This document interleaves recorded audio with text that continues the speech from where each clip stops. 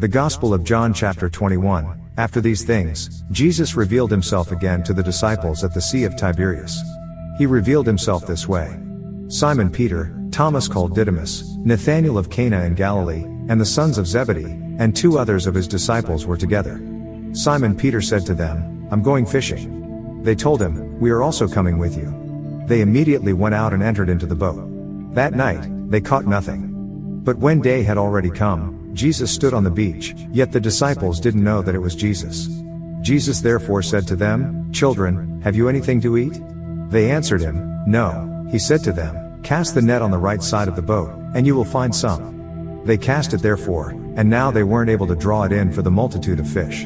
That disciple therefore whom Jesus loved said to Peter, "It's the Lord." So when Simon Peter heard that it was the Lord, he wrapped his coat around himself, for he was naked, and threw himself into the sea.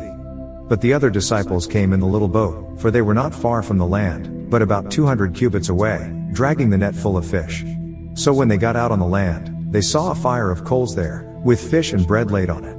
Jesus said to them, "Bring some of the fish which you have just caught." Simon Peter went up, and drew the net to land, full of 153 great fish. Even though there were so many, the net wasn't torn. Jesus said to them, "Come and eat breakfast."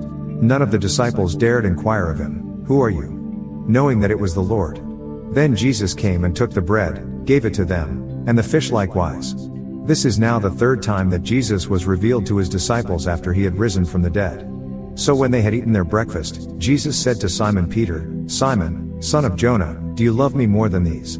He said to him, "Yes, Lord, you know that I have affection for you." He said to him, "Feed my lambs." He said to him again a second time, "Simon, son of Jonah, do you love me?"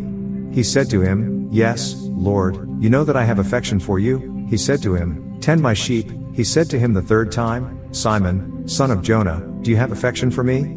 Peter was grieved because he asked him the third time, "Do you have affection for me?"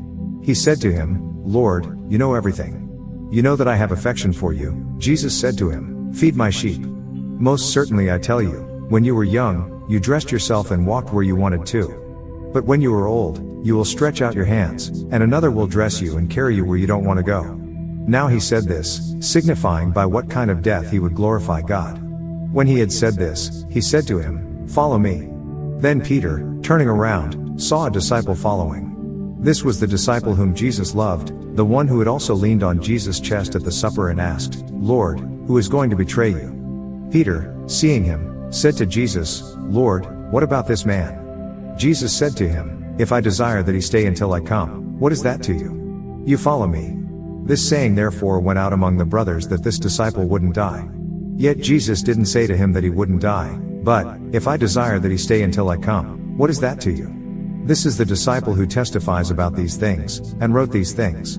We know that his witness is true. There are also many other things which Jesus did, which if they would all be written, I suppose that even the world itself wouldn't have room for the books that would be written.